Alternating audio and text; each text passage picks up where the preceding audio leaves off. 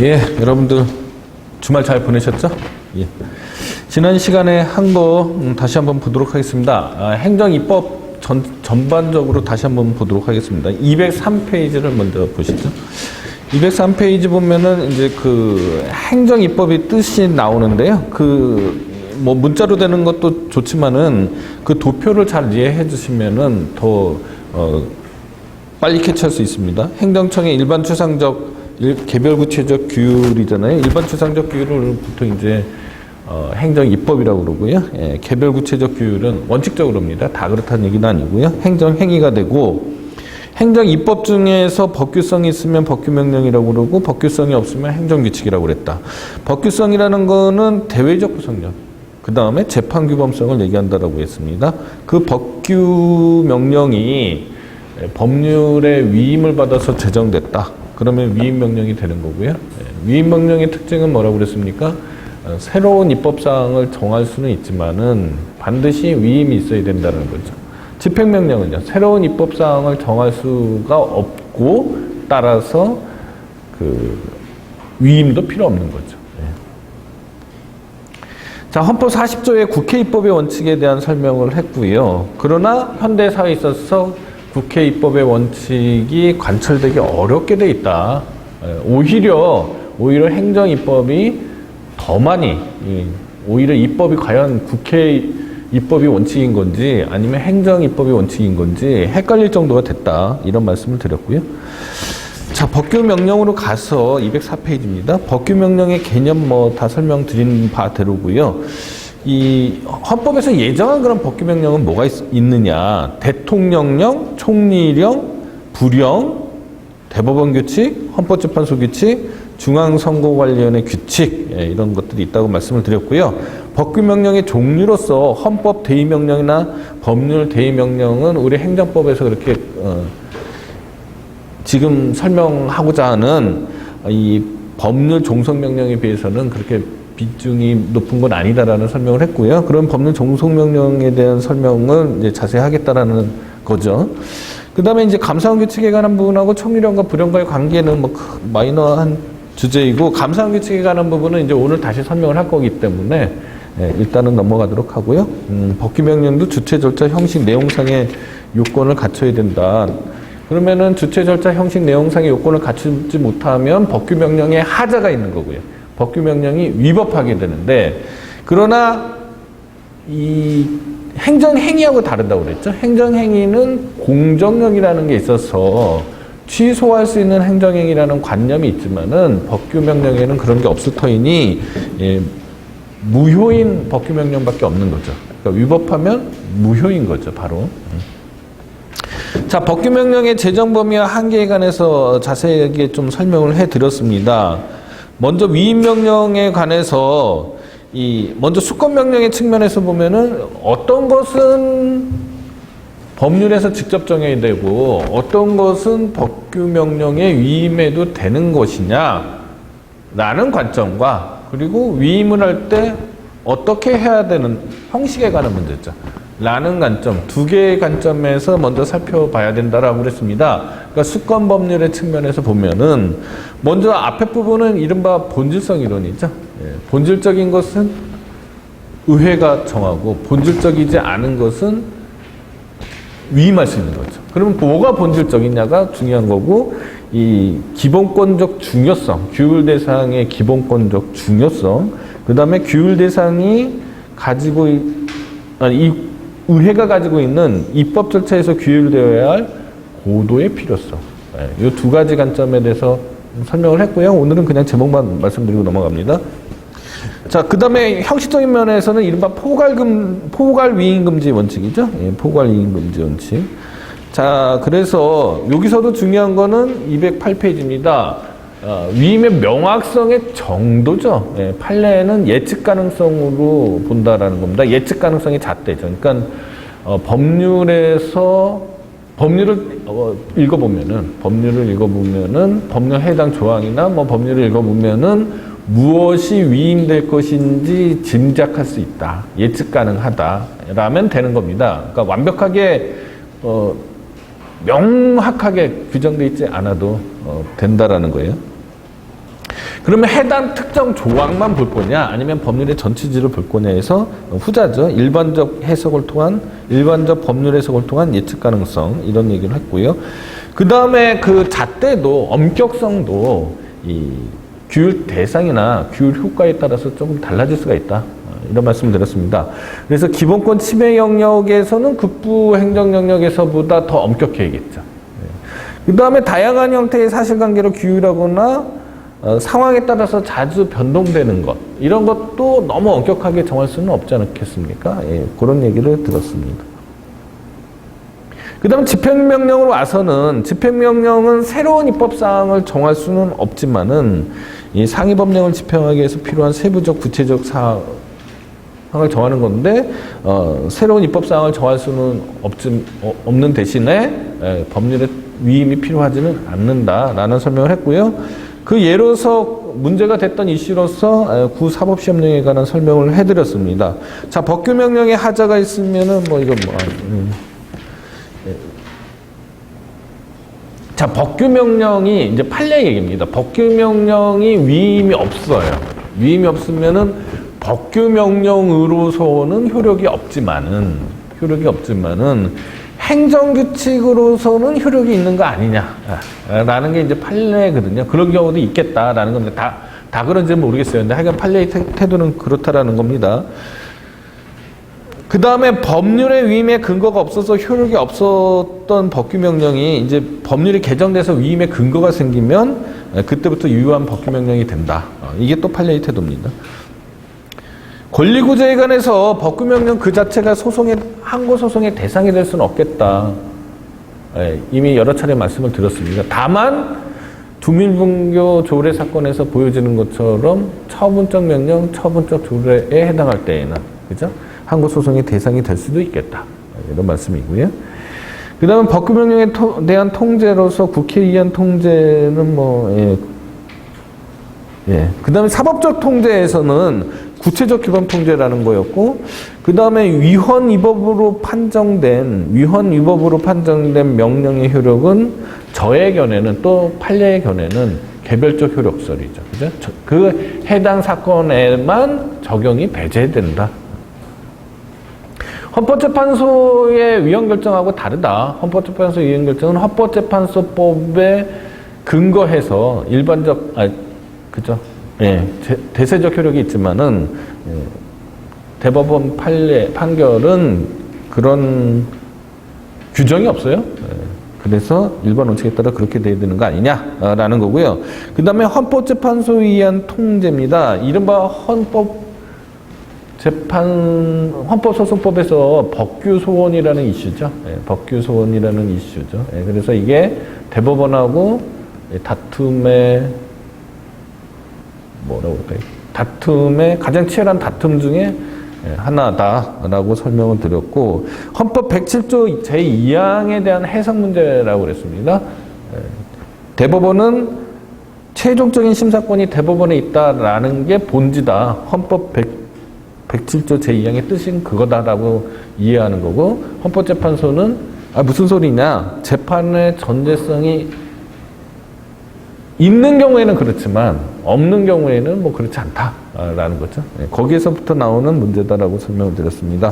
나머지 자세한 사항은 이미 지난 시간에 다 했습니다. 행정적 통제, 행정입법 부작위에 관해서 그러니까 법률이나 상위법령에서 하위법령을 제정할 것을 예정하고 있는 경우가 있지 않습니까? 예컨대 어떠한 사항은 보건복지부령으로 정한다. 이렇게 돼 있는데, 보건복지부가 그 부령을 제정하지 않고 있으면은 이제 행정입법 부작위 문제가 발생하는 거죠. 지금까지 설명한 거하고 이제 반대되는 문제입니다. 반대되는 문제. 거꾸로 된 문제죠. 중요한 거는 자기 의무가 있느냐 없느냐가 판별 기준이 될 수 있겠다. 행정입법 부작위가 위법한지 여부는 이 자기 의무 위반 여부가 문제가 된다. 그래서 그 한 예로서 구사법시험령에 관한 얘기를 했습니다. 구사법시험령에서 이 종합 성적의 세부 산출 방법을 하위 규정에 위임을 했는데, 하위 규정에서 그거를 만들지는 않았습니다. 하위 규정 자체가 없었어요. 그래서 그러면 이게 행정입법 부작위냐? 근데 판례에는 아까와 같은 논리로 자기 의무가 없다. 그러니까 법령 그 자체로, 상위법령 그 자체로 집행이 가능하기 때문에 굳이 하위법령을 만들 이유가 없으니 자기 의무가 없고, 그래서 만들지 않은 것에 대해서, 제정하지 않은 것에 대해서 위법하다고 할 수 없다라는 취지입니다. 지난 시간에 다 설명했습니다. 권리구제 방법에 대해서는 뭐 아까 처분적 명령과 그러니까 아까 그 구체적 규범태인자하고 뒤집어진 관계라고 말씀을 드렸습니다. 그렇게 이해하시면 되고요. 헌법소원도 마찬가지고, 실제로 헌법소원이 있었던 예, 법무관 임명법에 대한 얘기 했었고요. 국가배상도 가능하다는 얘기 했습니다. 자, 이게 이제 지난 시간까지 얘기입니다. 그래서 지난 시간에 이제 법규명령에 관한 얘기를 했고요. 오늘은 이제 행정규칙에 관한 얘기입니다. 자, 행정규칙이란, 먼저 정의부터요. 행정규칙이란 상급 행정기관 또는 상급자가 하급 행정기관 또는 하급자에 대하여 법률의 수권 없이 그의 번한 범위 내에서 받는 일반 추상적 규율이다. 일단 일반 추상적 규율이죠. 일반 추상적 규율이라는 점에서는 법규명령과 같은데 이 엄밀히 말하는 행정입법의 하나의 종류로서 행정규칙을 지금 말씀드리는 거잖아요. 근데 우리가 법규라고 하면은, 법규성에 대한 설명도 했었습니다만은, 법규라는 건 뭐겠습니까? 일반 국민한테 효력에 미쳐서 재판을 하는 법원으로서도 거기에 구속돼야지 우리가 일반적으로 법이다 뭐 이렇게 설명하잖아요. 그렇게 인식하고 있잖아요. 근데 행정규칙은 사실은 그렇지 않죠. 사실은 행정규칙은 일반 국민에게 효력을 미치는 게 아니잖아요. 그냥 자기들끼리 법을 집행하는 행정부 내의 공무원들이나 행정기관에서만 지키면 되는 거잖아요. 그죠? 그리고 법원을 구속하지도 않기 때문에 법원에서 재판을 함에 있어서 할 때에 행정규칙에 어긋나는 재판을 하더라도 전혀 문제가 되는 게 아닌 거죠. 그 자체로는 문제가 안 되는 거죠. 지금 제가 드리는 말씀이 이해가 되시죠? 그러니까 법규명령하고 행정규칙은 완전히 다른 거가 되는 겁니다. 즉 행정조직 내부에서만 구속력을 미친다라는 점에서 법규명령과 행정규칙은 완전히 다른 거고, 그래서 행정규칙은 엄밀히 말하면 행정입법에 포함시키는 것조차 다소 좀 이상한 거죠. 그렇게 이해를 하셔야 됩니다. 자, 그러면 법규명령의 일반적인 형식 6가지를 말씀드렸습니다. 그게 첫 번째 대통령령이었죠. 그게 이제 법률의 시행과 관련되면은 시행령이라고 그랬습니다. 그리고 총리령과 부령이 있죠. 보통 시행규칙이라고 합니다. 그죠? 시행규칙, 행정규칙, 규칙 같으니까 부령은 행정규칙이구나 라고 생각하면은 큰일 나는 거죠. 그거 아닙니다. 그 다음에 행정부는 아니지만 넓은 의미의 법규명령으로서 대법원 규칙, 헌법재판소 규칙, 중앙선거관리위원회 규칙, 이 6가지를 말씀드렸는데 기억이 다 나시죠? 자, 그러면 행정규칙은 그러면 어떤 것들이 있느냐? 일반적으로 말하는 행정규칙이라는 건 도대체 뭐냐? 하면은 통상 훈령, 지시, 예규, 일일명령 요 4가지를 얘기하는데요. 자, 먼저 훈령을 뭐라고 그러냐면 상급기관이 하급기관에 대하여 장기간에 걸쳐 권한행사를 일반적으로 지휘감독하기에 바라는 훈령, 뭐 대통령 훈령, 국무총리 훈령 뭐 이런 것들이 있습니다. 그 다음에 상급기관이 직권으로 또는 하급기관의 문의나 신청에 대해서 개별 구체적으로 바라는 지시. 벌써 개별 구체적으로 돼 있으니 이거는 행정규칙이라고 보기 어려운 거죠. 적어도 행정규칙은 일반 추상적이어야 되잖아요. 그러니까 지시는 행정규칙에서 탈락시켜야 됩니다. 법규문서 이외의 문서로서 행정사무의 통일을 기하기 위하여 반복적 행정사무의 처리 기준. 예규라고 그래요. 보통 예규는 우리가 알아듣기 쉽게 뭐냐? 매뉴얼이죠, 매뉴얼. 공무원들이 행정사무를 처리하는 매뉴얼입니다. 그리고 당직, 출장, 시간의 근무, 휴가 등 일일 업무에 관한 일일 명령이 있죠. 이거 개별 구체적이잖아요. 그러니까 행정규칙에 포함시킬 수 없죠. 그러니까 우리가 통상 얘기하는 행정규칙은 훈련과 예규겠죠. 훈련과 예규입니다. 자, 행정규칙의 내용에 따라서 규범 해석규칙, 뭐 조직규칙, 재량규칙 이런 것들이 있는 거죠. 읽어보시면 그 개념들을 다 아시게 되는데 여기서 눈여겨보실 거는 여러분들은 재량준칙입니다. 재량준칙. 나중에 다시 나옵니다. 이게 재량준칙이 여러 가지 법률상의 문제들을 발생시키고 여러분들을 괴롭히는 그런 이슈들이 많이 있어요. 자, 행정규칙의 성립 요건하고 효력 발생 요건을 보면 자, 일단 행정규칙은 법규가 아니기 때문에 위임 없이 그냥 직권으로 발동해도 되는 거죠. 당연히 입법사항은 만들 수는 없겠지만, 그죠?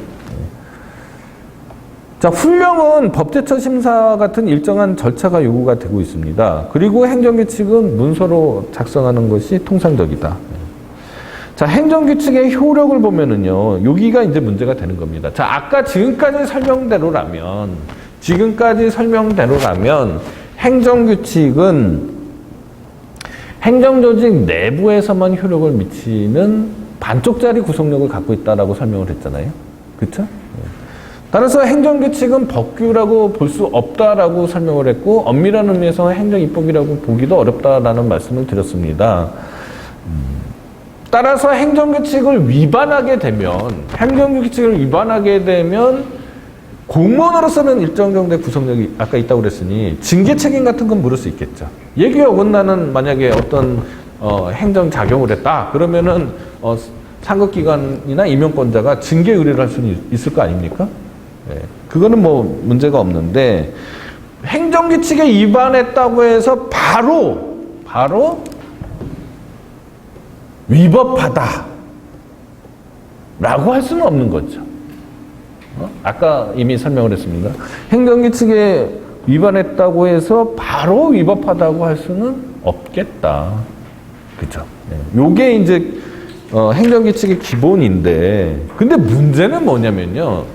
문제는 여기서부터 발생하는 겁니다. 자, 일반 음식점입니다. 음식점에서요, 미성년자한테 술 팔면 안 되잖아요. 자, A라는 사람이요, 미성년자한테 술을 팔았어요. 근데 2병을 팔았어요. 그러면 영업 취소 또는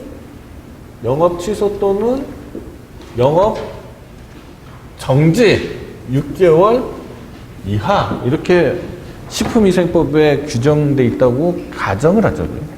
가정을 하면 자, 그러면은 만약에 소주 한 병 팔면 어떻게 하나요? 영업정지 1개월 할까요? 2개월 할까요? 3개월 할까요?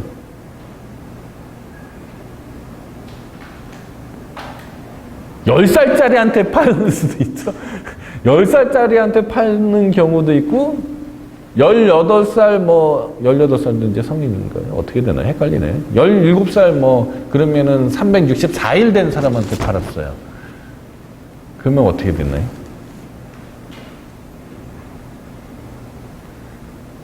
A라는 지방자치단체에서는 예컨대 소주 한 병만 팔아도 영업 취소를 해요. 근데 B라는 공무원은 소주 5병 팔아도 영업정지 1개월만 해요. 이러면 또 어떻게 돼요? 일단 해당하는 공무원이나 행정청으로서도 굉장히 고민스럽죠. 그죠? 그러니까 이 내부적으로 기준을 만들어둘 필요가 있겠죠. 현실적으로도 그렇죠. 그렇게 해야지 또 전체적으로도 행정이 형평성이 있게 그렇게 운영이 되겠죠. 그래서 만약에 가상의 사례인데요. 자, 어떤 지방자치단체에서 자, 소주 한 병을 팔면은 영업정지 1개월이에요. 소주 2병을 팔면 영업정지 2개월이에요. 소주 3병을 팔면 영업정지 3개월이에요. 소주. 맥주를 팔면 어떻게 되나? 소주 4병 이상을 팔면은 영업 취소다. 자, 이렇게 미리 정해 놓는단 말입니다. 그렇게 웬만하면 이렇게 하자. 이렇게 미리 훈령이나 예규로 정해 놓겠죠. 그죠? 보통 훈령 이런 걸로 정해 놓겠죠. 훈령이나 예규로 정해 놓습니다. 자, 이거 법이에요, 아니에요? 법이니까 아닙니까? 지금까지 설명했죠. 훈령 얘기로 이런 상황을 정했어요. 법규예요, 아니에요? 아닌 거죠. 아닌 거죠. 그러니까 일반 국민한테 효력을 미치지 않고 일반 국민에게 효력이 없고 대외적 구속력이 없고 그 다음에 법원으로서도 법으로 인식하지 않는단 말입니다. 네. 자, 그런데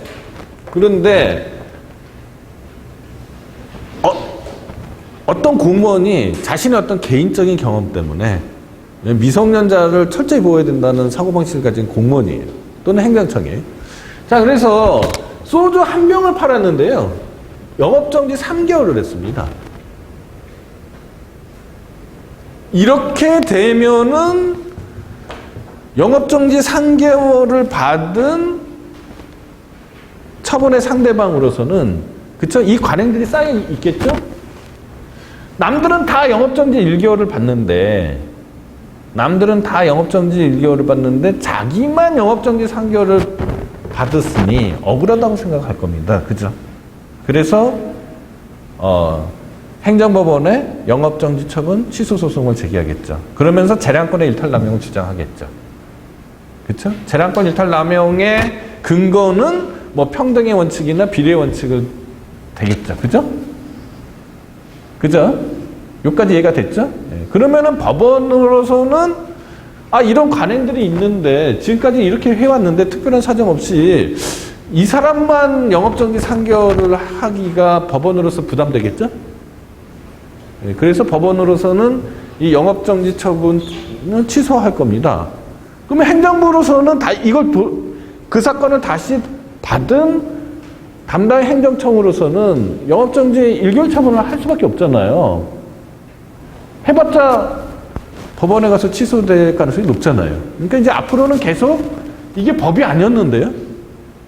법이 아니었는데 앞으로 계속 영업정지 1개월에는 소주 1병 팔면 영업정지 1개월을 특별한 사정 없으면 할 수밖에 없지 않습니까? 마치 법처럼 된 거죠. 그리고 또 일반 국민들도 이것들을 다 알게 되면은 나는 이제 소주 1병 팔았을 경우에는 영업정지 1개월을 받겠구나라고 인식해버리게 되겠죠. 그러니까 행정규칙인데 이게 행정규칙인데 어쩌지 하다 보니까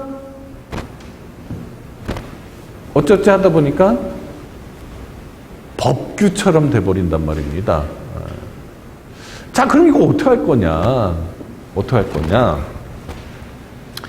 그래서 두 가지 견해가 있습니다. 직접 효력설과 간접 효력설이라는 게 있어요. 직접 효력설은 이거 이제 과거처럼 이 법률이나 아니면 법률의 위임을 받은 법규 명령으로만 국민의 권리 의무를 정하는 시대는 이제 지난 거다. 행정부도 어느 정도 독자적인 입법권을 갖는 거다. 라는 주장이 일단 직접적 효력설이에요. 그러니까 행정규칙 그 자체로부터 법규성이 있다라는 겁니다. 근데 여러분들 여기서 전제 조건이 있습니다. 이렇게 재량준칙, 아까 재량준칙 말씀드렸죠. 재량준칙과 같은 행위 통제 규칙에만 해당되는 겁니다. 그러니까 여러분들 공부 방법에 가장 잘못된 게 뭐냐면은 어떤 특정 조건 하에서 문제가 되는 거를 마치 전체의 문제로 이해하는 경우가 있어요. 지금 제가 설명드리는 부분이 행정규칙 전반에 관한 얘기가 아닌 거죠. 행정규칙은 원칙적으로 기본적으로 대외적 효력이 없고 재판규범이 없는 거죠, 수성이. 그죠? 다만 이런 행위 통제 규칙 같은 경우는 어떻게 할 거냐의 문제죠. 그러니까 교과서나 문헌에는 행정규칙의 효력이 법규성이 없다라는 것들은 너무 당연하기 때문에 5줄 내로 설명이 돼 있고요. 그죠? 이런 거는 설명하기가 굉장히 곤란하니까 2-3페이지로 돼 있으니까 여러분들은 2-3페이지에 꽂혀가지고 그것만 아는 게 되는 문제가 있는 겁니다. 예를 들면 자, 우리 민법에서요. 자, 민법에서 우리 목장 위에요. 22,000V 고압선이 내 동의도 없이 설치되어 있어요. 잘라야 돼요? 안 잘라야 돼요? 잘라야 돼? 안 잘라야 돼? 자르는 게 맞아요? 안 자르는 게 맞아요? 1학년 1학기 때 배웠을 텐데? 헷갈리죠? 이게 헷갈리면 안 되는 거거든요. 당연히 잘라야 되죠. 내 소유권을 침해한 거잖아요. 근데 여러분들은 왜 고민하는 거예요, 지금? 이거 권리남용을 너무 많이 배운 거죠. 권리남용을 너무 많이 배운 거죠. 자, 권리남용이 원칙이에요? 내 집 위에 물건이, 내 허락도 없이 고압선 지나가면 그거 자르는 게 원칙이에요. 자르는 게 원칙인 거죠. 근데 교과서에는 자르는 거는 소유권에 의한 방해배제 청구권이다 하면서 한두 줄로 설명이 끝이에요. 그리고 권리남용은 한 5-6페이지 써 있습니다. 그러니까 여러분들은 이거 권리남용의 원칙인 것 같은 거죠. 그래서 권리남용을 드립다 공부 열심히 하고 오답을 쓰는 거죠. 아는 건 되게 많은데 하나도 해결을 못하는 거예요, 문제를. 왜 권리남용은 5-페이지가 써져 있을까요? 원래 말이 안 되는 건 말이 되게 만들려니까 5-페이지 쓰는 거예요. 상식적으로 이해가 안 되는 거를 이해하게끔 만들려면 어쩔 수 없잖아요. 열심히 설명해주는 수밖에 없잖아요. 원칙에 충실한 공부를 하셔야 돼요. 원칙에 먼저 충실하고, 그리고 예외적인 현상들, 원칙으로 커버되지 않는 부분들을 어떻게 해결할 거냐에 대한 여러분들의 마인드를 가져야지 이게 훌륭한 법조인이 되시는 거지. 얘만 드립다 하시면은, 원칙을 잊어버리면은 못 자른다고 생각하는 거예요, 다. 못 자른다고 생각. 내 집 위에 지금 내 허락도 안 받고 막 한전에서 고압선 해가지고 사람이 막 죽어나가고, 소들이 임신을 못 하는데 왜 못 자르는 게 원칙이 되냐고요. 그러면 안 되는 거죠. 무슨 얘기인지 알겠죠? 마찬가지로 행정규칙의 원칙은 뭐예요? 대외적 효력이 없고 재판기범성이 없는 거죠. 없는 거죠. 다만 이제 이런 행위 통제 규칙, 재량 규칙 같은 것들이 있으면 어떻게 할 거냐의 문제는 특수한 상황의 문제인 거라고 이해하셔야 되는 거죠. 자, 이런 경우에 직접 효력설하고 간접 효력설이 있다는 겁니다. 간접 효력설은 뭐냐? 자, 일단 이렇게 되면은 이제 이게 훈령 예규에 불과하지만 담당 행정청으로서는, 당해행정청으로서는 이게 이제 구속될 수밖에 없잖아요. 요거를 행정의 자기구속이라고 합니다. 행정의 자기구속. 네. 구속을 당해서 이게 관행이 쌓이겠죠. 행정 관행이 쌓이겠죠. 그 관행에 어긋나는 행정을 하게 되면 평등의 원칙이나 신뢰보호 원칙 같은 것들에 어긋나겠죠. 헌법상의 원칙에 어긋나는 거죠. 그래서 위법하게 된다는 겁니다. 그러니까 이런 재량준칙을 위반했다고 해서 바로 위법하다라고 설명하는 게 아니고요. 돌려서 설명하는 거죠. 그죠? 이런 훈령 예규 때문에 관행이 생겼고, 그 관행으로 인하여 신뢰보호 원칙이나 평등의 원칙에 어긋나서 위법하게 되는 거죠. 그러니까 신뢰보호 원칙이나 평등의 원칙은 이 예규를 대외적 효력 있게 만드는 전환규범이 되는 거죠.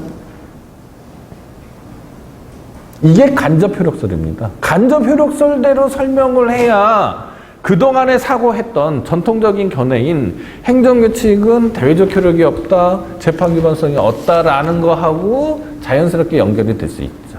그래서 간접효력설이 통설이고 판례입니다. 간접효력설이 통설이고 판례이다.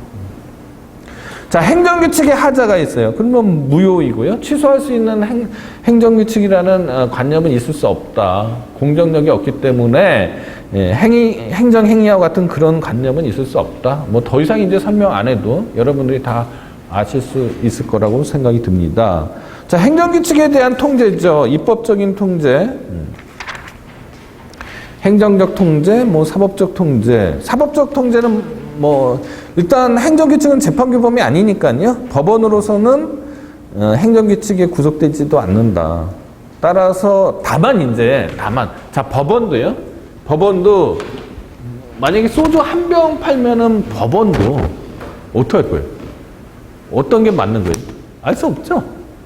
이런 훈령 얘기를 모른다라면 법원도 잘 알 수 없죠. 따라서 법원이 행정규칙에 구속되지는 않으나 이런 재량규칙에 구속되지는 않지만은 어떤 전문적인 의견으로서 존중할 필요는 있죠. 존중할 필요는 있겠다. 특별히 이 훈령 예규가 재량규칙과 같은 훈령 예규가 특별히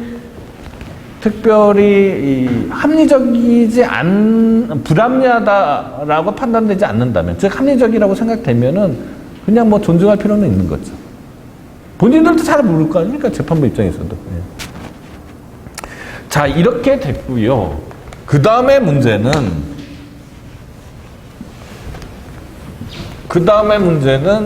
이겁니다. 그 다음에 문제가 오히려 여러분들을 괴롭히는 문제다. 개념적으로 혼동이 있으면 안 됩니다. 개념적으로. 자, 행정규칙은 일단 법규명령은 헌법에서 예정하고 있는 법규명령의 목록은 뭐라고 그랬습니까? 같이 한번 말해봅시다. 첫 번째, 대통령령이죠. 두 번째는 총리령. 세 번째는요, 부령. 말 안 하나요? 네 번째는요, 대법원 규칙이죠. 다섯 번째, 헌법재판소 규칙. 여섯 번째, 중앙선거관리 규칙. 그 다음에 일반적으로 통용되는 행정규칙은 두 가지 제가 말씀드렸어요. 하나는 훈령. 두 번째는 예규죠. 예규.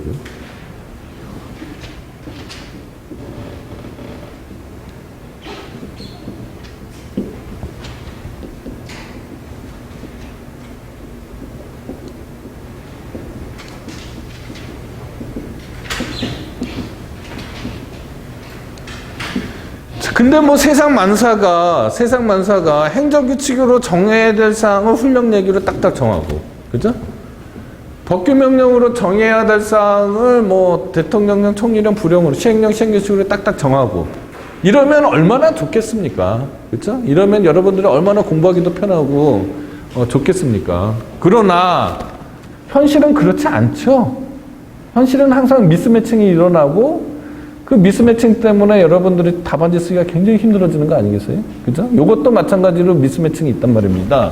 자, 행정규칙으로, 실질은 행정규칙인데요, 실질은.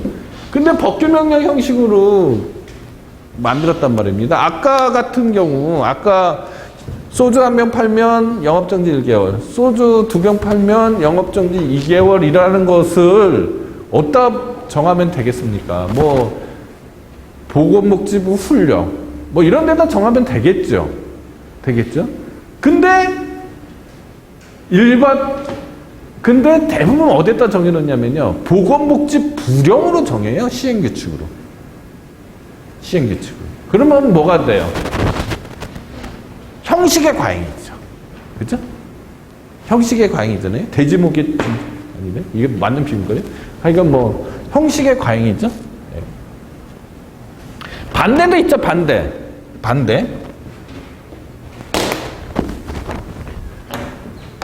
법규는 국민에게 효력을 미치는 건데 행정규칙으로 정한단 말입니다.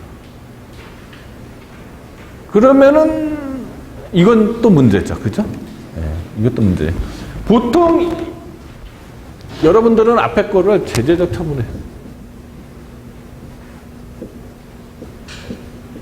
뒤에 거는 위인고시. 대부분 문제가 나오는 게, 대략 문제가 나오는 게요. 법규명령 형식의 행정규칙은 제재적 처분에서 많이 문제가 되고요. 절대 헷갈리시면 안 돼요. 법규명령 형식의 행정규칙은 제재적 처분 기준이다. 이렇게 일단 알아두셔야 돼요. 자, 행정규칙 형식의 법규명령은 위인고시의 문제입니다. 자, 고시는 대통령령, 총리령, 부령 이런 거 아니잖아요? 그러니까 법규명령 형식이 아니죠. 그런데 입법사항은 고시에다가 정한단 말입니다. 그게 어떻게 할 거냐는 거죠. 이거 왜 따질까요? 왜 자꾸 따질까? 자, 법규명령 형식의 행정규칙을 법규명령으로 보느냐, 행정규칙으로 보느냐에 따라서 뭐가 문제가 돼요? 법규성이 있느냐 없느냐의 문제가 되는 거죠. 실무적으로는 어떤 문제가 돼요? 재판부가 구속되느냐 안 되느냐 문제죠. 재판부가 꼭 그에 따라야 되는 거냐, 아니면 재판부가 그냥 존중만 하면 되는 거냐의 문제입니다. 행정규칙으로 판명이 되면, 이게 행정규칙으로 판명되면 법규가 아니기 때문에 법원으로서는 만약에 기준이 불합리하다고 생각되면 무시해버리면 되는 거죠.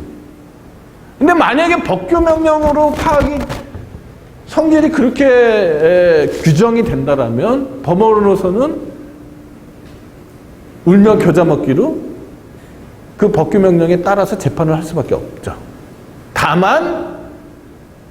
다만 위헌이다, 위법하다라고 구체적 규범 통제를 통해서 구속력에서 벗어날 수는 있습니다. 벗어날 수는 있지만 위헌 위법이라고 선언하는 게 그리 쉬운 일은 아닌다라는 건 여러분들 아시겠죠, 그죠? 그러니까 원칙적으로 이게 만약에 법규명령으로 파악이 되면은 따라야 돼요, 법원도. 근데 만약에 행정규칙으로 판명이 되면은 뭐예요? 그냥 존중만 하면 되는 거죠? 합리성이 없다고 생각하면 무시하면 되는 거죠.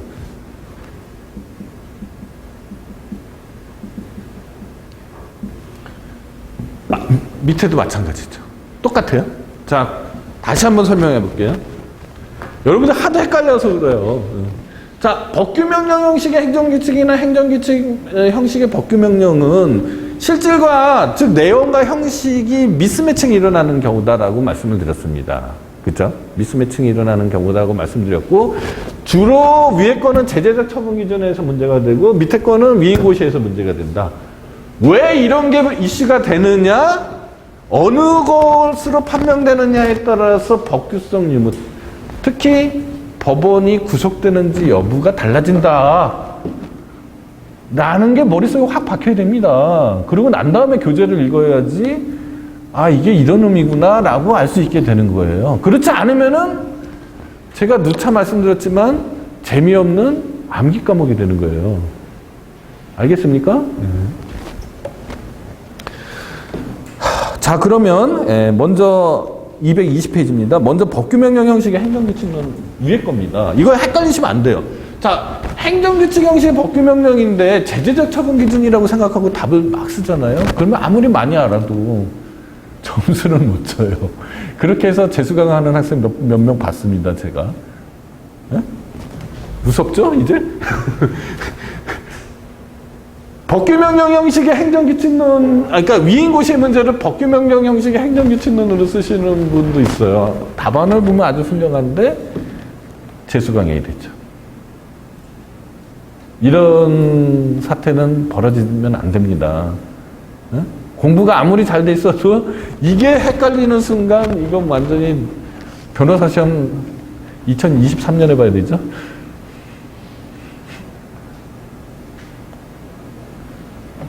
알겠죠? 헷갈리면 안 돼요. 그래서 제가 이걸 대표적인 예로 써놓은 거예요. 대표적인 예를. 요 대표적인 예만 두 개만 잘 알면은요 거의 실수할 일이 없습니다. 자, 먼저 법규명령 형식의 행정규칙론. 그러니까 무슨 문제라고 그랬어요? 대신에 뭐라고 생각하면 돼요? 써놨잖아요. 뭐라고? 말로 해보세요. 그래야지 외워져요. 예? 제재적 처분 기준의 문제 이렇게 알아두세요. 자, 형식의 과잉이라고 말씀을 드렸어요. 아까와 같은 경우에요. 아까 미성년자한테 소주 한 병을 팔았어요. 그러면 영업정지 1개월 할까? 2개월 할까? 이것을 보통은 훈련 예규의 형식으로 정해놓으면 딱 맞아요.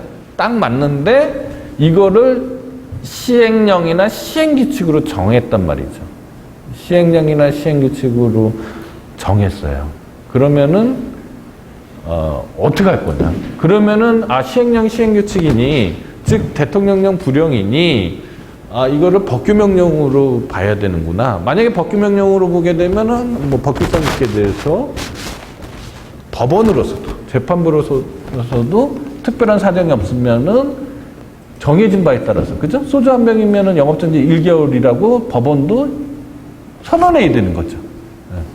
근데 만약에 이거를 내용에 따라서 행정규칙이다라고 판단하면 어떻게 돼요? 법원으로서는 이게 합리적인 기준인지 여부를 살펴봐서 뭐 대략 합리적이다? 그러면은 그냥 그대로 해주면 되는 거고요. 도저히 이거 따를 수 없네? 너무 불합리한 기준이네? 이렇게 되면은 또는 이 사건만큼은 이 기준대로 하면 안 되겠네? 이럴 수도 있잖아요. 이렇게 되면은 무시해도 되는 거죠. 이 차이를 잘 이해하셔야 되는 거죠. 그죠? 자, 먼저 학설은 뭐 여러분들 제가 설명 안 해도 학설 2개를 만들 수가 있죠. 그죠? 예, 형식설과 실질설이겠죠. 형식설은 뭐겠어요? 행정규칙설이 되는 거죠. 실질설은요? 법규명령설이 되겠죠.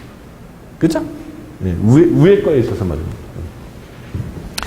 그러니까 학설 만드는 게 중요한 게 아니라 왜 그렇게 생각하느냐가 중요하겠죠? 그렇게 생각하느냐. 자, 형식설은 당해 규범의 형식을 중시하자는 거잖아요. 지금까지 설명한 바대로입니다. 예. 행정규칙으로 정해야 할 사항이라는 게 뭐 있는 거냐 도대체. 반드시 어떤 사항을 행정규칙으로 정하고 반드시 어떤 사항은 법규명령으로 정해야 된다라는 게 뭐가 있느냐는 거죠. 그렇죠? 그러니까 법규명령으로 정하면 법규명령인 거고 행정규칙으로 정하면 행정규칙인 거지. 이렇게 생각하는 겁니다. 실질설은 뭐예요? 실질설은 행정규칙설이겠죠? 그렇죠? 내용에 따라서 법규명령으로 하게 되면 그죠? 제재적 처분 기준에서 법규명령으로 하게 되면은 어떻게 돼요? 그러면은 법원으로서는 이 판단의 융통성이라고 할까요? 이런 것들이 없어지게 되는 거죠. 그래서 어떠한 사건에서는 꼭 그 기준대로 안 해야 될 것 같은 사건도 있지 않습니까? 그럼에도 불구하고 법규명령이니까 꼭 따라야 된다라고 하면은 이건 굉장히 문제 아니냐? 라는 거예요. 자, 그럼 판례는 어떠냐? 판례는 굉장히 재밌어요. 판례의 견해는 아주 독특합니다. 판례는 이 경우에요. 대통령령의 경우에는 법규명령이라고 그러고요. 불령의 경우에는 행정규칙이라고 합니다.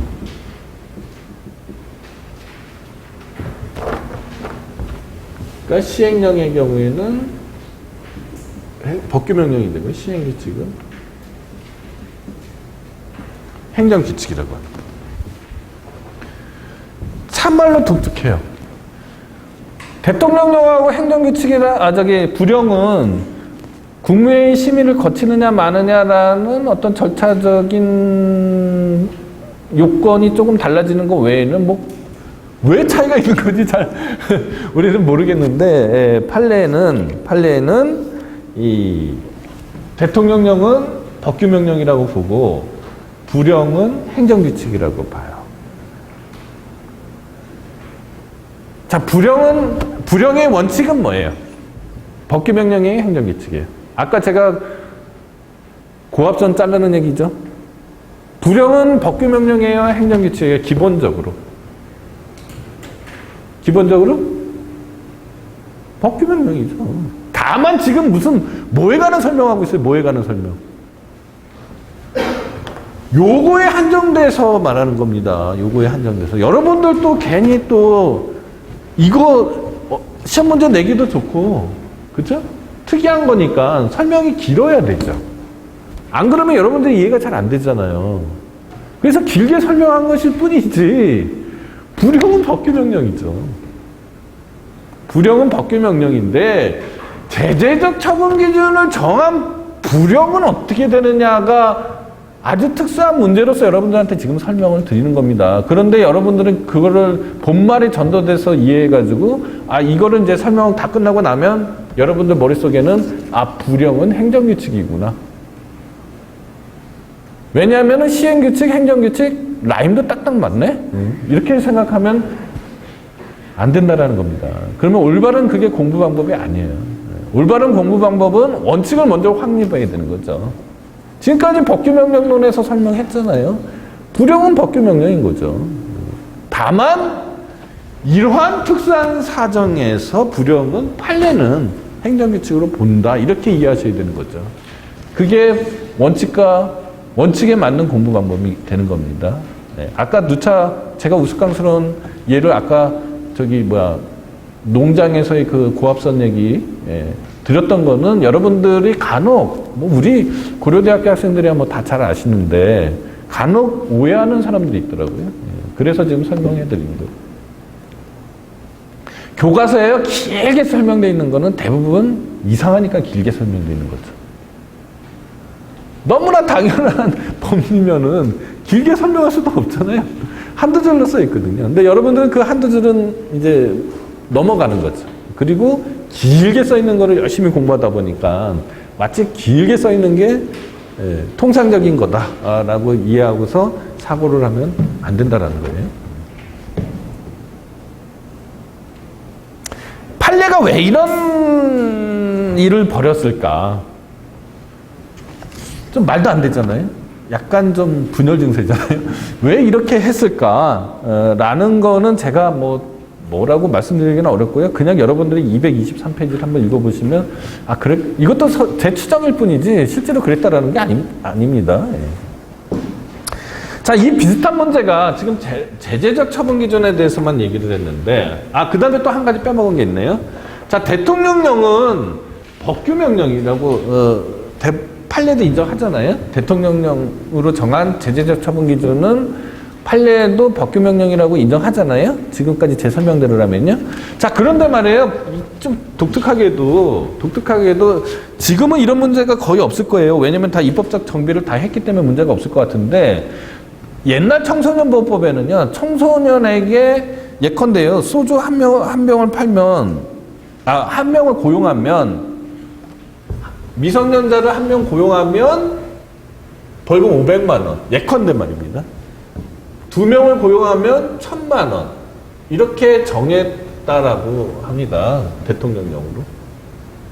그러면은 판례대로라면은, 그죠? 제재적 처분 기준을 정한 대통령령은 원래도 그렇지만 법규명령이잖아요.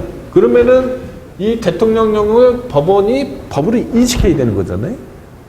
그러니까 한 명을 고용하면 벌금 500만 원을 반드시 해야 된다 라고 해야 되잖아요. 그러면 이제 문제가 있죠. 그죠?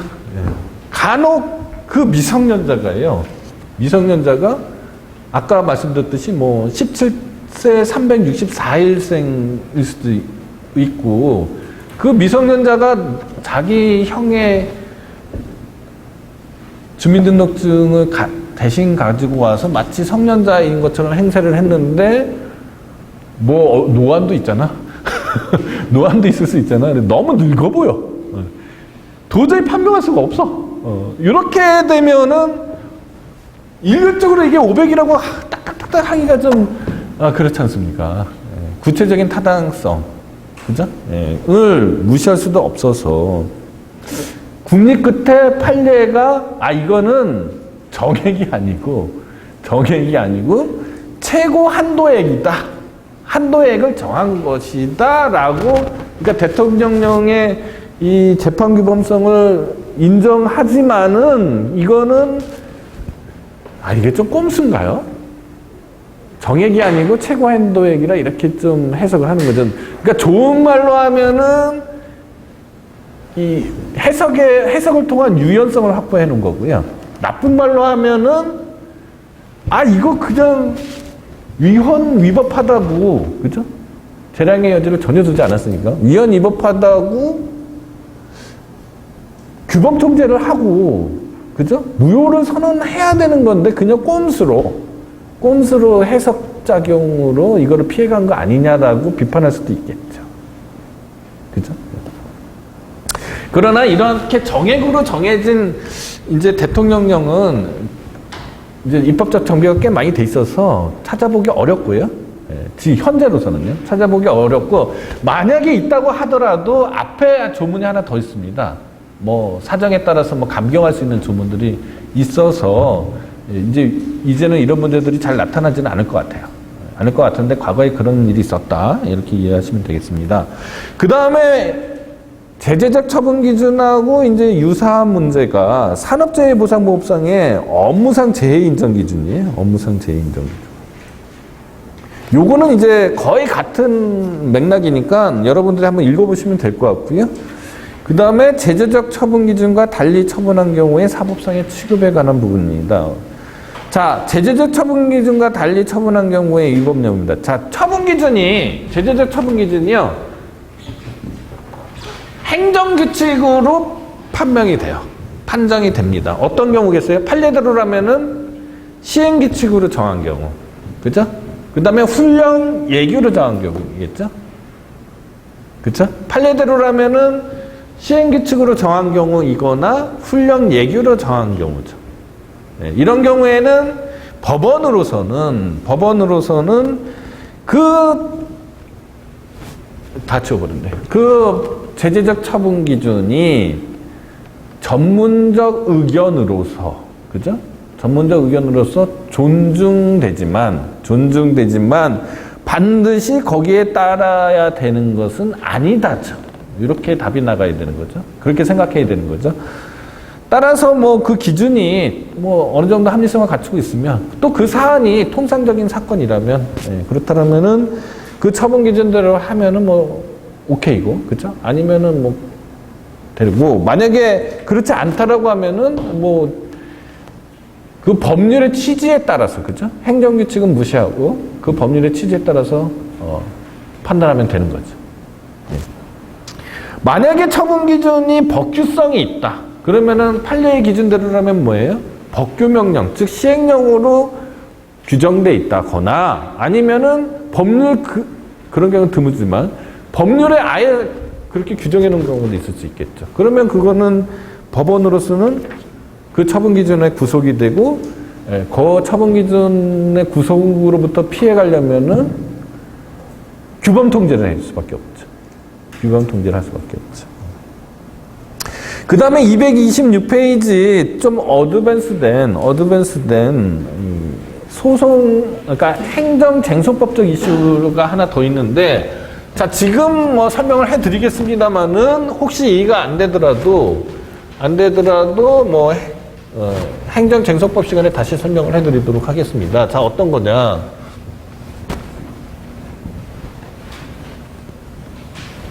어떤 사안이냐면요,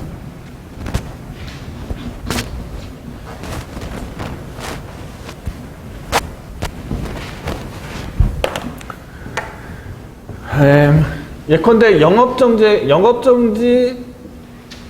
기간 중에요. 영업정지 기간 중에 법령을 위반했다. 그러면 영업 취소다. 라는 규정인 거예요. 이게 제재적 처분 기준이잖아요. 이것도 일종의, 그죠? 네. 라는 규정이 법규명령에 규정되어 있을 수도 있고, 그렇죠? 또는 행정규칙에 규정되어 있을 수도 있죠. 야, 여기서 법규명령은 대통령령 즉 시행령을 얘기하는 거고요. 여기서 행정규칙은 뭐예요? 판례에 따르면은 제재적 처분의 기준을 정한 부령 즉 시행규칙하고 훈령 얘기죠. 자, 여기까지 이해가 됐습니까? 예. 자, 그런데 자, A라는 사람이요. A라는 사람이 2020년 5월 1일 날 영업정지 2개월을 받았어요. 그래서 재판을 영업정지 2개월 받고 소송을 막 진행하고 있는데 2020년 7월 1일이 지났어요. 7월 1일이 지났어요. 아직 소송은 안 끝났어요. 소액이 있다 없다? 없다죠. 만약에 있다라고 하면 어떻게 돼요?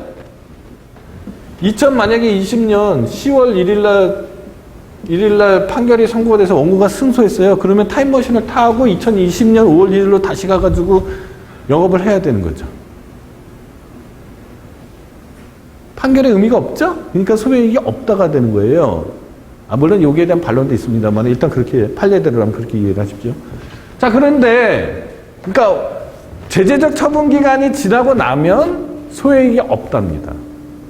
그걸 막기 위해서 무슨 제도가 있냐면 행정소송법에 집행정지 제도가 있어요. 그건 이제 나중에 2학기 때 공부하도록 하시고, 어쨌거나 상식적으로 또는 논리적으로 제재적 처분 기간이, 그죠? 제재 기간이 지나면 소액은 없다라는 거는 뭐 아시겠죠, 그죠? 민사소송법에서도 그래 배우셨을 겁니다. 자, 그런데 한 번 더 적발이 됐습니다. 영업정지 기간 중에 적발이 한 번 됐어요.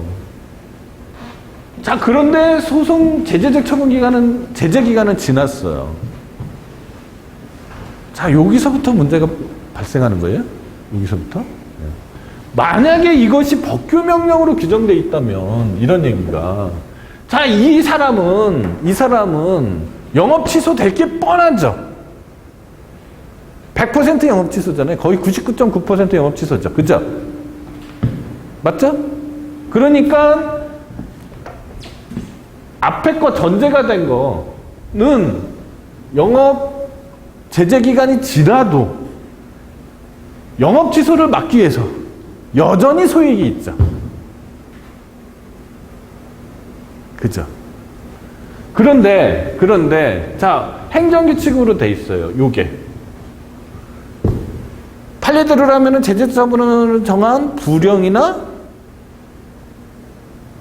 훈령 얘기란 말입니다. 이렇게 정해 있으면 적발이 됐다고 하더라도 영업 취소가 될지 안 될지 알 수가 없죠. 알 수가 없죠. 알 수가 없긴 뭘 없어요. 당연히 영업 취소 하겠죠. 근데 법원 입장에서 알 수가 없다는 겁니다. 옛날 판례예요. 왜냐하면 행정규칙이니까 반드시 그래야 되는 건 아니지 않느냐라는 게 논리예요. 그래서 각하를 했어요. 그냥 통상적인 사건처럼 그냥 각하를 했습니다. 그냥 각하를 했다고요. 그게 종래의 판례인데 말이 안 되죠. 조금이라도 행정을 아는 사람은 말이 안 된다고 생각하거든요. 왜냐하면 아무리 행정규칙이라도, 그죠? 아무리 행정규칙이라도 안 따르면은 담당 공무원은 아까 뭘 받는다고 그랬어요? 징계를 받잖아요. 근데 징계를 받는데 어떻게 안 해요? 당연히 하는 거죠. 당연히 하는 거죠. 그러니까 판례가 말이 안 된다. 이건 좀 불합리한 판례다라고 누구나 다 알고 있는 거죠. 자, 그럼 이런 판례의 불합리함을 벗어나려면은 어떻게 돼요? 여전히 소액이 훈령이나, 부령으로 정해도 정해진 제재적 처분 기간, 제재적 처분 기준이라고 하더라도 여전히 소액이 있다라고 할 수밖에 없잖아요. 그러면 그 방법이 두 가지 방법이 있습니다. 논리 구성에서. 하나는 뭐냐? 아까 말씀드렸듯이, 담당 공무원 입장에서는 당연히 할 거다라는 거죠. 그러니까 실질적 구속력이 있다라는 거죠. 아무리 행정규칙으로 정했어도. 요렇게 해서 소액이 있다라고 설명하는 게 이제 다수 의견이었고요. 소수 의견은 부령으로 정한 행정규칙이, 부령으로 정한 제재적 처분 기준이 왜 도대체 행정규칙이냐. 대통령령으로 정하면은 법규명령이고 불령으로 정하면 행정규칙이라는 게 말이 되냐? 불령도 행정규칙이 아니고 법규명령이니까 그냥 원래대로 법규명령이라고 하면 되지 않느냐? 라는 게 별개의 의견이었습니다.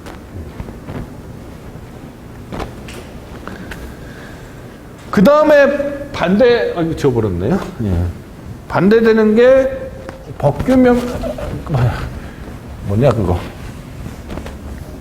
행정규칙 형식의 법규명령이죠. 아까 무슨 문제라고 그랬어요? 위인고시의 문제라고 그랬습니다. 위인고시. 여러분들이 조문들을 이제 읽어보면은요, 조문들을, 행정법령들을 읽어보면은, 어떻게 보통 돼 있느냐면요. 자, 어떠한 중요한 사항은 이제 법률에 다 정해놓죠. 예컨대 생계비 지급 요건, 그 다음에 생계비를 지급할 수 있다라는 것, 이런 것들은 본질적인 내용이잖아요. 이런 것들은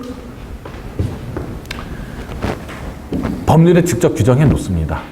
법률에 직접 규정해 놓는데, 세부적인 절차, 그 다음에 금액, 그죠? 이런 것은 법률에 다 정해놓을 수가 없잖아요. 그리고 법률에 정해놓는 것 자체가 불합리할 수도 있죠. 언제 즉각 바뀌는 것들을 법률에다 정해놓으면은 개정하기가 엄청 어렵잖아요. 네. 그래서 위임조항들이 꼭 있죠. 그 밑에. 그쵸? 생계비 지급의 구체적인 절차, 기준, 금액은 보건복지부령으로 정한다. 이러면은 아무 문제가 없죠. 그러면 부령으로 정하면 되잖아요. 근데 뭐라고 해놓느냐? 보건복지부 장관이 정한다. 장관이 정한다. 이렇게 규정하는 경우가 꽤 많습니다. 지금은 이제 입법적 정비가 꽤 많이 돼서 많이 줄어들었는데 아직도 꽤 많이 있어요. 또는 무슨 고시로 정한다. 이런 게 심심치 않게 있단 말입니다. 그러면은 자, 보건복지부 장관이 그 조문을 보고 보건복지부령으로 정하면 또 문제가 없죠. 령으로 정하면 문제가 없단 말입니다. 근데 령으로 정하지 않아요. 그냥 보건복지부 장관 고시 이렇게 해서 정합니다. 현실적인 이유도 있어요. 만약에 부령으로 정하면 법제처로 가야 돼요. 심사를 받아야 됩니다. 거기서 여러 가지 싫은 소리 많이 듣겠죠? 그죠? 네. 귀찮지요. 그리고 정말 급박한 경우도 있을 수 있잖아요. 빨리 바꿔야 되는데. 네? 법제처 심사 거치고 막 요건들이 있을 거 아닙니까? 절차도. 네. 그러니까 빨리빨리 못 바꾸죠. 답답하죠. 그러니까 고시로 정한단 말입니다. 고시로 정해도 법률에, 형식적으로는 법률에 위반되는 게 아니잖아요. 그죠? 자, 여기에서 두 가지 문제가 발생합니다. 두 가지 문제. 일단, 먼저 그 전에, 자, 고시가 개별은 아니고, 그냥 구체적인 내용을 정하고 있으면은, 그건 아까 뭐라고 그랬습니까? 우리가 행위 설명할 때 제가 말씀드렸는데, 약과고시 사건이 되는 거죠. 처분인지 여부가 문제가 되는 거고요. 일반 추상적인데, 규율 내용이 일반 추상적인데, 공무원 사회 내부에만 적용된다. 행정 주체 내에서만 적용된다. 이러면 행정규칙이니까 또 문제가 안 돼요. 안 되는데 이 고시가 내용이 일반 국민에게 직접 권리움에 직접 영향을 미친단 말입니다. 이렇게 되면은 법규명령 형식으로 정해야 되는데, 그죠? 그렇지 않은 거죠. 그죠? 그래서 여기에서 두 가지 문제가 나옵니다. 하나는 헌법적 이슈고요. 하나는 행정법적 이슈가 되는데, 헌법에는 아까 누차 말씀드렸듯이 법규명령은 예시를 해놨습니다. 대통령령, 총리령, 부령, 대법원 규칙, 헌법재판소 규칙, 중앙선거관리위원회 규칙 이 6가지로 예시를 해놨단 말입니다. 그죠? 근데 법률에서 보건복지부 장관이 정한다. 보건복지부령으로 정한다가 아니고 보건복지부 장관이 정한다. 이렇게 법률에서 규정을 했으면 이게 헌법 위반이냐? 즉 위헌이냐? 즉 법률의 위헌성 문제입니다. 법률이 헌법에서 예정한 법규명령 목록 외에 법률이 스스로 법규의 형식을 창조해낸 거죠. 법규의 형식을 창조해낸 거죠. 네. 맞죠? 네. 이게 헌법적인 이슈고요. 자, 행정법적인 이슈는요. 자, 만약에 그게 합헌이라면 그렇게 해서 제정된 고시는 도대체 행정규칙이냐? 도대체 법규명령이냐?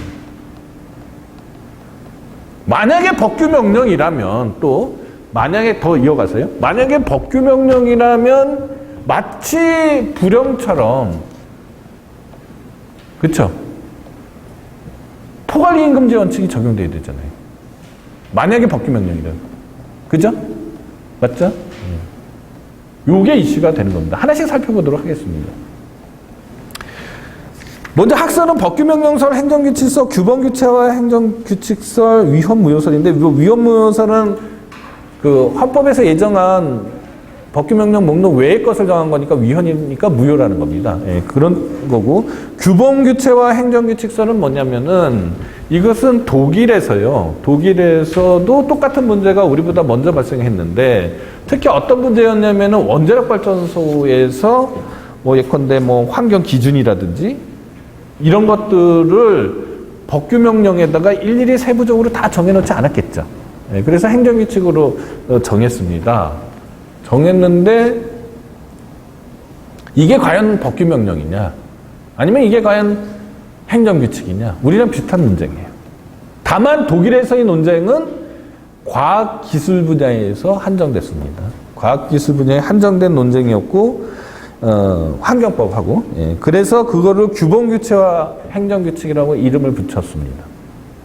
근데 우리는 법령보충적 행정규칙이라고 해서요. 뒤에서 다시 설명하겠지만 법령보충적 행정규칙이라고 해서 독일하고 다르게 환경법이나 과학기술법 이외에 모든 행정 분야에서 다 문제가 되는 걸로 생각하고 있는 거예요. 학설의 경향은 이렇고요. 자, 그럼 판례로 갔어요. 판례로 가서 먼저 헌법 문제부터 해결을 해야 되잖아요. 헌법 문제부터 해결해야 돼요. 자, 이슈가 뭐냐면은 IMF 때요. 코로나 사태 이후에 또 IMF하고 비슷한 게 일어날지 모르겠는데, 자, IMF 때 어떤 문제가 생겼냐면 은행들이 은행 보험회사 다 무너지는 거죠. 다 무너지는데, 다 무너뜨리면은 나라가 다 절단 나잖아요. 그러니까 어떻게 하냐면은 예컨대, T생명이었어요. T생명보험회사였는데, T생명보험회사의 최대 주주, 그죠?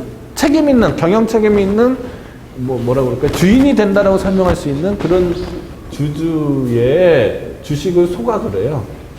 소각을 하고, 그 소각된 만큼 예금보험공사가 출자를 합니다. 그리고 이 주주의 주식 권리가 없어지니까, 그죠? 없어지니까 예금보험공사가 이 T생명의 주인이 되는 거죠. 그래서 정상화시킨 다음에 다시 파는 거죠. 다시 민간한테 팔고 자기가 투자한 거를 회수하고. 이런 식으로 이제 그 IMF 때 극복을 했습니다. 그것을 오바마가 벤치마킹 해가지고 리먼 브라더스 사태 이런 거 났을 때 응용해서 몇몇 개 회사는 걔네들도 그렇게 해결을 했거든요. 하여간 고전적인 자본주의 입장에서는 약간 좀 이해가 안 되죠. 그죠? 원래 고전적인 자본주의는 그냥 망하면 망하는 거잖아요. 근데 국가가 나서서 그걸 되살리는 거는 있을 수 없는 거잖아요. 근데 어쨌거나 IMF 때는 안 그러면 나라가 절단 날 것 같으니까 이렇게 된 겁니다. 자, 그러면은 그 법이 금융산업, 제가 늙어서 이제, 금융산업의 구조 개선에 관한 법률이었어요. 거기에 일단 여러 기술적인 내용들이 있죠. 그죠? 뭐 부실금융기관이라고 어떤 기준으로 부실금융기관이라고 판정할 건지 뭐 이런 것들을 금융위원회 고시, 금감위의 고시로 정하도록 했습니다. 금융산업법에. 그러면은 이 고시가 만약에 이렇게 되는 법률이 위헌이라고 하면은, 그죠? 금융산업법이 전체가 위헌이 되겠죠? 그러면은 재판 결과가 달라지겠죠. 이게 이제 헌법재판소에서 이슈가 됐단 말입니다. 자, 그러면 결정 요지를 한번 읽어봐야 되는데, 그죠? 누가 읽어볼까요? 힘든데. 자네가 낭낭한 목소리로 그 228페이지의 결정 요지를 한번 읽어보시겠습니다. 마스크 일단 한번 벗어보세요. 발음 때문에. 예. 오늘날 의회 입법 독점주의에서 입법 중심주의로 전환하여 일정한 범위 내에서 행정 입법을 허용하게 된 동기가 사회적 변화에 대응한 입법 수요의 급증과 종래의 형식적 권력 분립주의로는 현대사회에 대응할 수 없다는 지능적 권력 분립론에 따른 등을 감안하여 헌법 제40조와 헌법 제75조, 제95조의 의미를 살펴보면 국회 입법에 의한 수권이 입법기관이 아닌 행정기관에게 법률 등으로 구체적인 범위를 정하여 위임한 사항에 관하여는 당의 행정기관에게 법정립의 권한을 갖게 되고 입법자가 규율의 형식도 선택할 수 있다 할 것이므로 헌법이 인정하고 있는 위임입법의 형식은 예시적인 것으로 보아야 할 것이고. 예, 거기까지 끊었어요. 자, 즉 뭐냐? 헌법에서 열거하고 있는 법규 명령의 목록은 예시적인 거라는 거죠. 예시적이고 법률에서 법규의 형식을 창조해낼 수도 있겠다라는 거죠. 또 읽으세요. 그것은 법률이 행정규칙에 위임하더라도 그 행정규칙은 위임된 사항만을 규율할 수 있으므로 국회 입법의 원칙과 상치되지 않는다. 여기서 끊고요. 그러니까 그렇게 하더라도 의회에서 수권을 하는 거니까, 결국은 의회에서 수권을 하는 거니까 민주주의 원칙에 크게 반하지 않는다라는 얘기죠. 예, 그 다음에 다만 형식의 선택에 있어서 규율의 밀도와 규율 영역의 특성이 개별적으로 고찰되어야 할 것이고 그에 따라 입법자에게 상세한 규율이 불가능한 것으로 보이는 영역이라면 행정부에게 필요한 보충을 할 책임이 인정되고 극히 전문적인 식견에 적어되는 영역에서는 행정기관에 의한 구체와의 우위가 불가피하게 있을 수 있다. 예, 여기서 끊어서요. 그러니까 무슨 얘기냐면은 법률에서 고시에 위임할 수는 있지만은 대통령령도 있고 부령도 있는데 고시에 위임한다라는 거는 이게 원칙이 돼서는 안 된다는 얘기입니다. 그러니까 법규 명령에 위임하는 게 원칙이고 고시에 위임할 때는 입법자에게 상세한 규율이 불가능한 것으로 보는 영역이라든지 아니면은 극히 전문적인 식견에 좌우되는 영역 이런 데에서만 고시로 위임할 수가 있게 되겠고, 즉 결국 법령 보충적 행정규칙의 위임에 대하여 제한적으로 합헌성을 인정한 거죠. 제한적으로 합헌성을 인정한 거죠. 이거는 법률의 문제죠. 법률의 합헌 여부의 문제잖아요. 자, 그 다음에 이제 행정법적 이슈로 와서예요. 이제 법률의 합헌성은 거기서 이제 해결이 되는 거고요. 그렇게 만들어진 고시는 그 자체로 법규 명령이냐, 행정규칙이냐, 판례는 상위 법령과 결합해서죠. 그 자체로 법규 명령이다라고 얘기한 게 아니고 상위 법령과 결합해서 법규적 효력이 있다. 뭐 이런 식으로 설명을 하는 겁니다. 그러니까 법규 명령론이 되는 거죠, 사실상.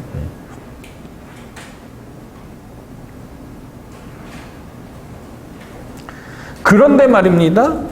검토 한 편부터인데, 자, 고시가요. 고시나 훈령이나 예규 여기에도 이제 법규성이 있을 수도 있게 되는 거잖아요.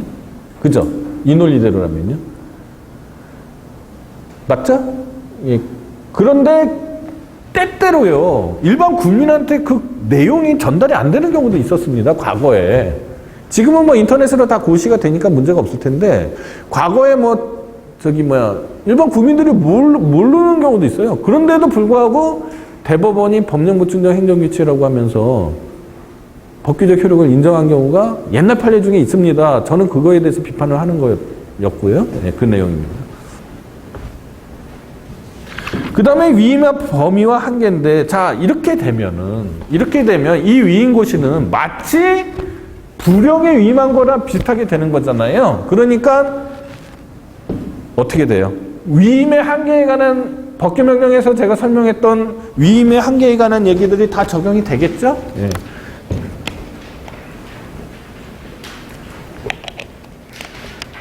거기서 끝나면 얼마나 좋겠습니까마는 아까 말씀드렸듯이 왜 굳이 고시에 위임하냐는 거죠. 대통령령이나 불용도 있는데 왜 굳이 고시에? 따라서 위임의 한계에 관해서 하나 더 조건이 붙었습니다. 뭐냐? 고시와 같은 형식으로 입법 위임을 할 때는, 친구, 230페이지 한 편부터 좀 읽어주실래요? 행정 조직은 법규 명령과 같은 엄격한 재정 및 배정 절차를 요하지 않고 부산 권등과 같은 기본권을 제한하는 작용을 하는 법률이 입법 위임을 할 때에는 대통령령, 총리령, 고령 등 법규 명령에 위임함이 바람직하므로 고시와 같은 형식으로 입법 위임을 할 때에는 적어도 행정규제기본법 제4조 제2항 단서에서 정한 대로 여기서요. 법령이 전문적 기술적 사항이나 경미한 사항으로서 업무의 성질상 위임이 불가피한 사항에 한정한다는 거죠. 그러니까 포괄 이행금지 원칙이 적용되는 것은 당연하고, 거기에다가 법령이 전문적 기술적 사항이나 경미한 사항으로서 업무의 성질상 위임이 불가피한 한 사항만 위임할 수 있다는 거.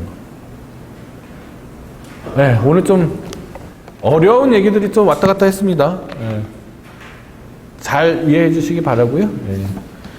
수요일 날 또 앞에 또 리뷰할 시간에 다시 또 설명을 해드릴 테니까, 예, 그때 또 기대하시고, 예. 일단 복습을 조금 해주셔야 될 것 같아요. 오늘 한 얘기는 내용도 좀 어렵고, 그리고 매우 중요한 얘기들이라서 조금 복습을 좀 해주시기 바랍니다.